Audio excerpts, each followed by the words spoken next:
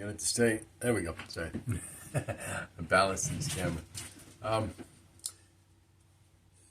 To talk about Stefan Molyneux.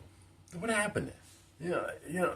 See, a couple of years back, when this whole thing happened with him, I think it was from like 2000, it's from 2018, 2019, something like, they had this whole thing where he was a white supremacist, he was a cult leader and all this, and at the time, I was in Texas, I went to Texas, and I wasn't really like, I was on YouTube for a couple of years.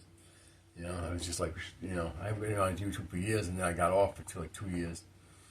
And then when I came back on, like late 2019, early 2020, I'm like, I think it was like the summer of 2019 or fall, doesn't matter. I think it was late 2019. I said, why isn't Stefan Molyneux on YouTube? I think it was early 2020, maybe. I don't remember when they kicked him off. But here is, him, one of the things that he said. Like him. I go to Poland, what is it, 99% white? I don't need any security. The streets are incredibly clean.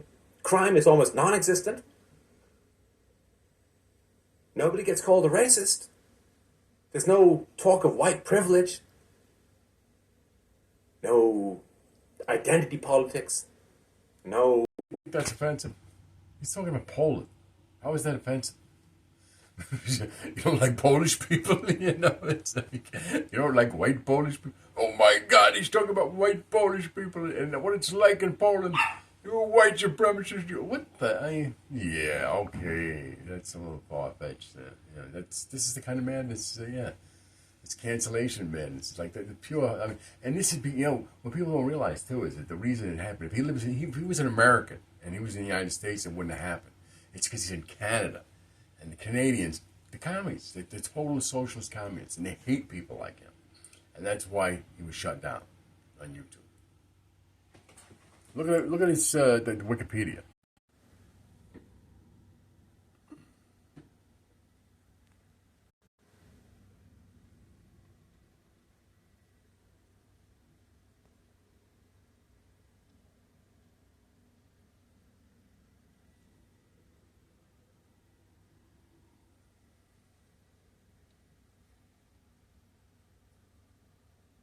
See what it says there? It's like, this whole thing with the defooing.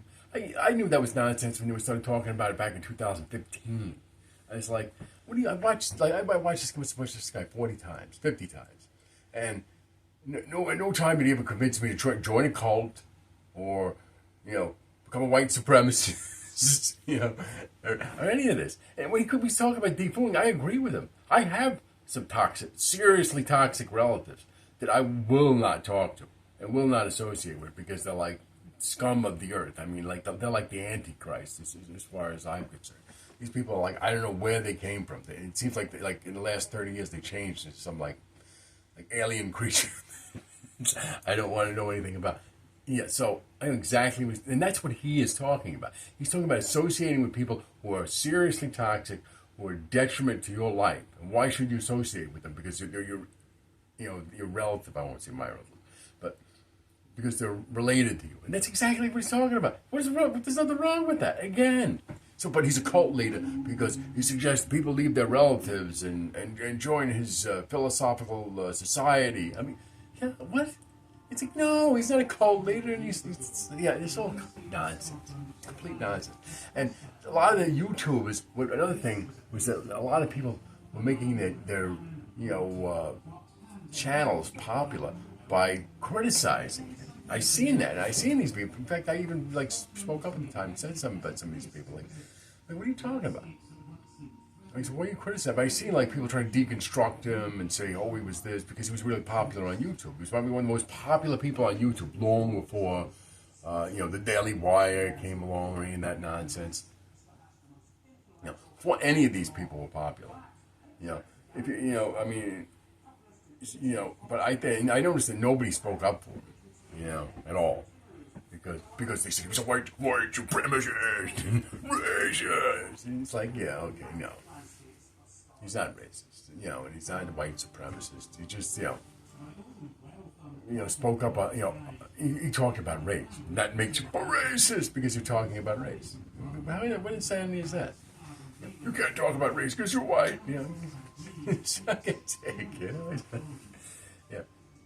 Yeah, he wasn't talking about like white people joining together to support the right. No, it's not. It was so far off. And this guy now he has his own website, but he has been on YouTube in years for like 4 or 5 years because Canada doesn't like him.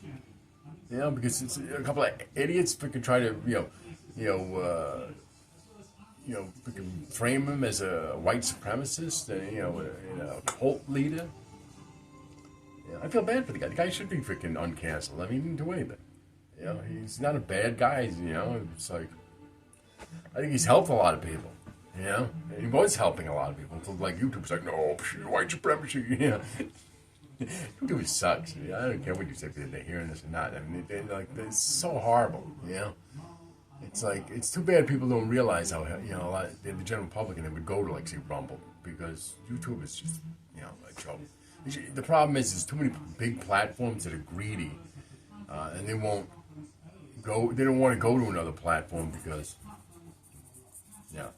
Daily Wire, okay, exactly. I mean, it's all it is to them. Money. They become money machines now.